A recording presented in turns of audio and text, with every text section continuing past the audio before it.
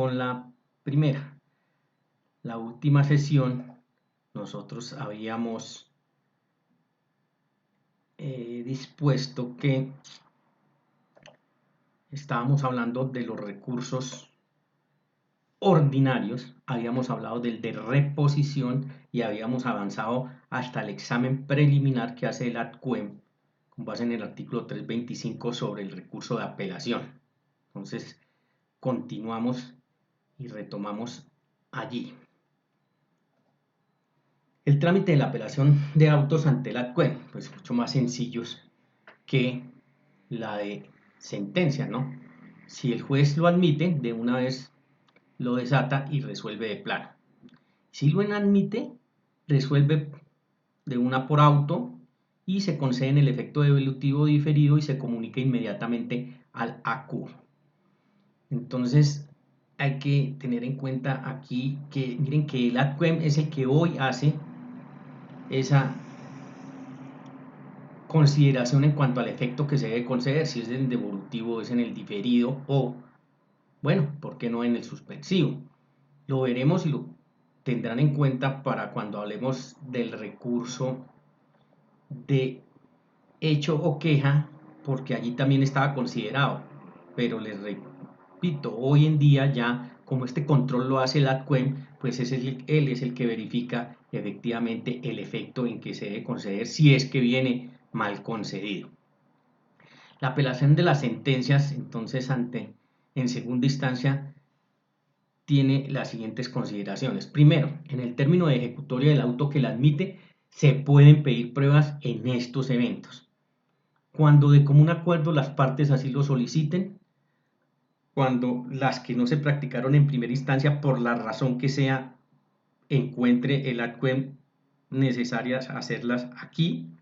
Por ejemplo, el aportar un documento que por la causa que fuere no se pudo hacer en primera instancia. Aquí este es el caso y este sería uno de los eventos en el cual el ADCUEM podría pedir esas pruebas. Si se suscitan hechos nuevos, después de instaurada la demanda y hasta que llega el ADCUEM, ahí podría también pedirse.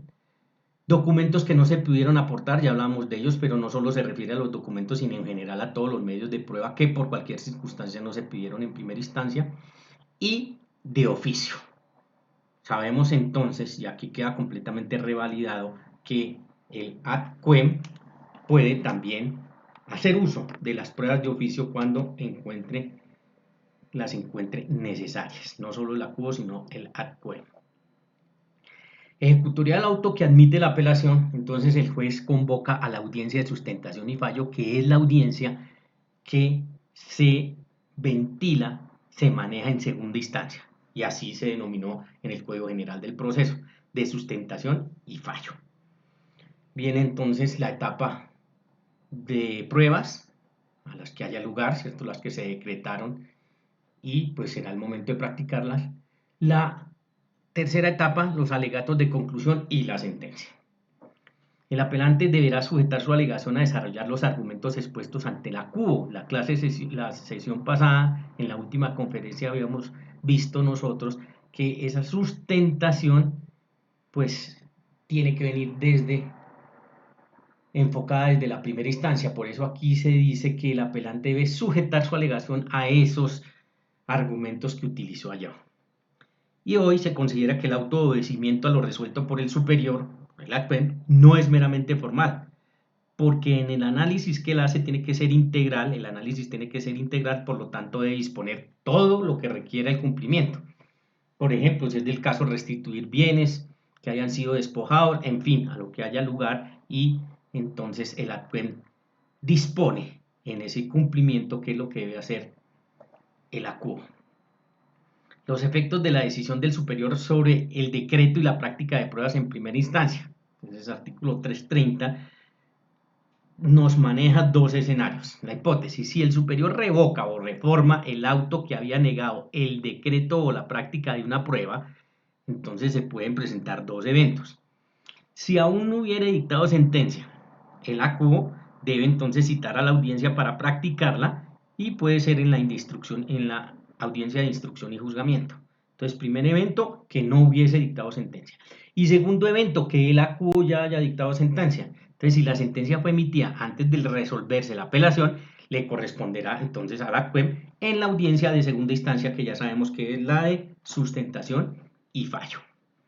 El artículo 35 en su tercer inciso nos trae unas facultades especiales hoy para el tema de la apelación y nos dice que el magistrado sustanciador puede pedir a la sala plena especializada o única donde se esté ventilando que resuelva recursos de apelación de cualquier providencia judicial, no importa que sean autos o sentencia, cuando tengan trascendencia nacional, cuando se trate de unificar jurisprudencia o para establecer el precedente judicial. El otro o el tercer recurso ordinario es el de súplica, contemplado en los artículos 331 y siguientes. ¿En qué consiste? ¿En qué consiste? ¿Cuál es la característica, el objeto de este recurso? Pues es equivalente al recurso de reposición, pero ante cuerpos colegiados. Entonces vamos o intentamos revocar o reformar la decisión que produjo ese cuerpo colegiado por ese mismo cuerpo. De allí que el recurso de súplica guarda semejanza en cuanto al tipo al de reposición y al de apelación. ¿Por qué? En cuanto al de reposición, porque miren que no sale del escenario del órgano judicial, en el sentido en que tomaría un carácter horizontal toda vez que se hace ante el mismo tribunal. ¿Y por qué es parecido o semejante en el tipo en cuanto a la apelación? Porque no lo resuelve el mismo magistrado que produce la providencia judicial, sino que se le pasará a su par. La competencia de súplica, ya lo dijimos, ante cuerpos y solo cuerpos colegiados, por eso, ante tribunales superiores de distrito judicial, en su respectiva sala civil o de familia, y ante la Corte Suprema de Justicia en la sala de casación correspondiente, que es en los órganos donde en Colombia nosotros tenemos cuerpos colegiados. ¿Cuándo procede el recurso de súplica? Entonces, autos que por su naturaleza serían apelables, entonces mire, hay que mirar toda la estructura que ya hablamos en apelación. Proferidos por magistrado sustanciador, hoy antes ponente, procede contra autos dictados en el curso de una apelación en segunda instancia o en única, si es el caso que se ventile ante ese cuerpo colegiado. También contra el auto que resuelve sobre la admisión del recurso de apelación o casación. Pues para casación, el inciso tercero del 342 dice que lo que cabe es reposición, pero prima la norma posterior sobre la anterior porque hay alguna discusión en torno a eso. Se aplica ese concepto constitucional de que la norma posterior pues aplica por encima de la anterior. Y procede también con los autos en el trámite de los recursos extraordinarios, casación y revisión, proferidos por el magistrado sustanciador y que por su naturaleza hubieran sido susceptibles de apelación. No procede contra los autos que resuelvan la apelación o queja, porque nos quedaríamos también en el círculo vicioso. En el ejercicio procesal, ¿qué tenemos sobre este recurso? 3 días después de notificado por escrito, dirigido a ese magistrado sustanciador, la oportunidad para hacerlo, el trámite, interpuesto el recurso, cumpliendo dentro de los esquemas de oportunidad, se corre traslado de 3 días con base en el artículo 110 y resuelven los otros magistrados de la sala por un auto que es de carácter irrecurrible. Y el cuarto recurso sería el de hecho o queja. Artículos 352 y siguientes. ¿Cómo es? Siempre subsidiario, vamos a ver ahorita en el ejercicio por qué, del tipo en cuanto al tipo vertical, porque siempre lo tendrá que resolver el superior jerárquico, en la característica de motivado que ya sabemos cuando opera, y consideraba, y les decía ahora empezando la sesión, principal cuando se manejaba en tema a los efectos, pero vamos a ver que eso ya desaparece. Entonces, en cuanto al objeto, el recurso de hecho o queja adquiere el carácter de propio, que es cuando se niega el recurso de apelación o casación. Y se hablaba del recurso de queja impropio, que es cuando se concede la apelación en un efecto contrario. Este segundo aspecto ya sabemos está recogido porque ahora ante el análisis que hace el ADCUEM, pues él estructura el efecto si es que viene mal. Por lo tanto, hoy técnicamente solo hablamos de lo que se llamaba antes el recurso de hecho queja propio, que es cuando se niega apelación o casación.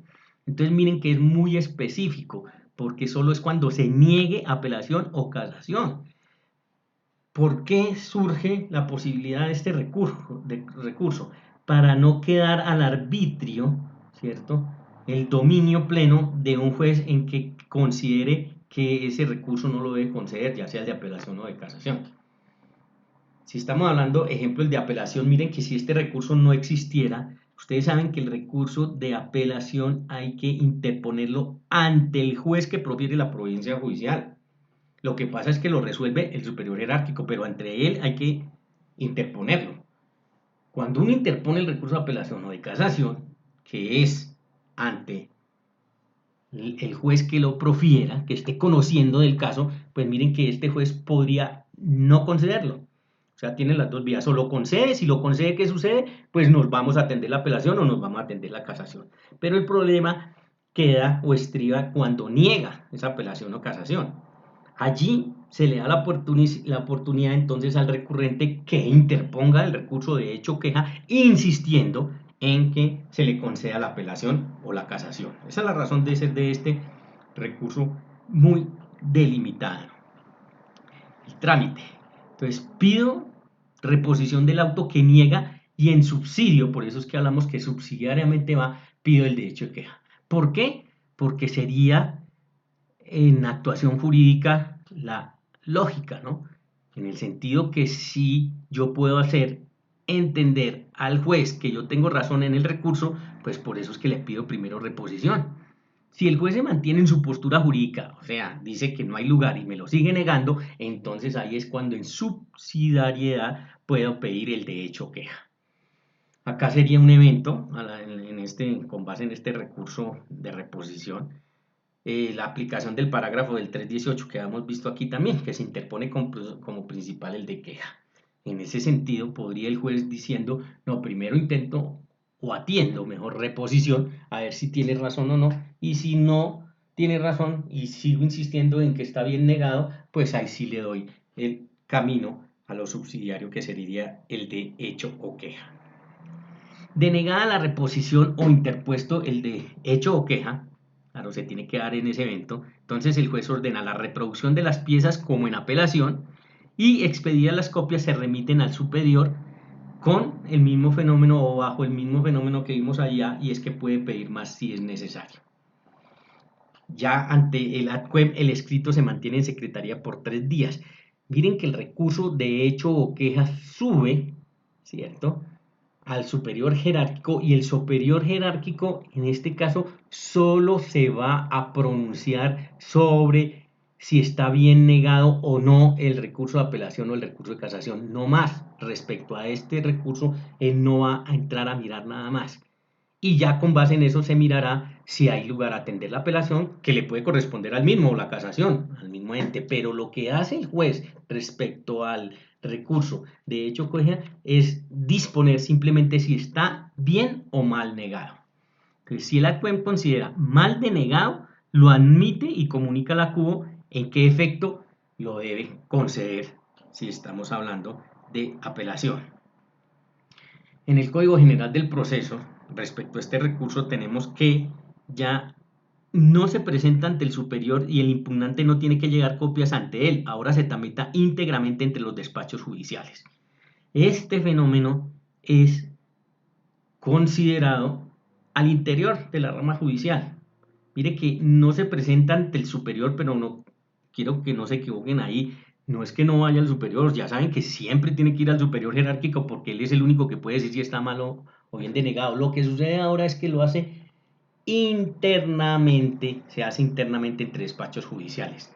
Por lo tanto, el tema de copias y eso ya para el recurso de hecho queja desaparece, porque se tramita íntegramente entre esos despachos judiciales. Sueño que se tiene algún día para el recurso de apelación, ¿no? Pero allá vimos que todavía no está concebido así en Colombia, y en apelación sí es obligatorio y es una carga de la parte todo el tema de copias, tanto así que vimos que puede inclusive dar lugar a que le declaren desierto el recurso si usted no paga las expensas. Respecto al de hecho queja, pues se recogió y ya se hace internamente entre los despachos judiciales. Hay un caso especial en el recurso de hecho queja cuando se interpone como principal. Miremos en este caso un demandante cualquiera, se llama Maya, pide apelación y se la concede. Entonces el demandado ataca ese auto pidiendo reposición y el juez repone revocándolo, o sea, niega la apelación. Miren que en el ejercicio de la acción y la contradicción, aunque el demandante, en este caso en el ejemplo, está solicitando apelación, vea que como ejercicio del derecho a la defensa, el demandado puede decirle, no, ataco con reposición ese auto y si yo tengo razón como demandado, pues entonces el juez, entrando en razón, ¿qué hace? Pues en principio erróneamente había concedido la apelación, pero aquí niega la apelación. Como estamos frente al evento de negar apelación, sabemos que qué posibilidad queda, la interposición del recurso o hecho o queja.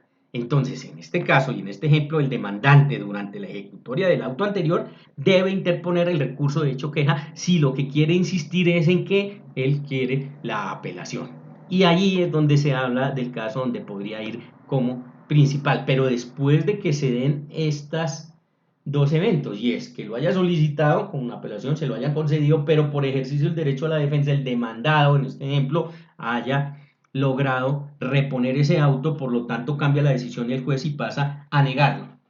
Ahí surgiría entonces la posibilidad de el recurso de hecho queja como principal, porque el demandante, en este caso, va a insistir en que deben concederle el recurso y se iría al superior jerárquico para determinar si efectivamente hay lugar a él o no. Entonces, de esta manera terminamos la primera conferencia de este sábado 1 de junio y procedemos entonces a dar paso a la segunda.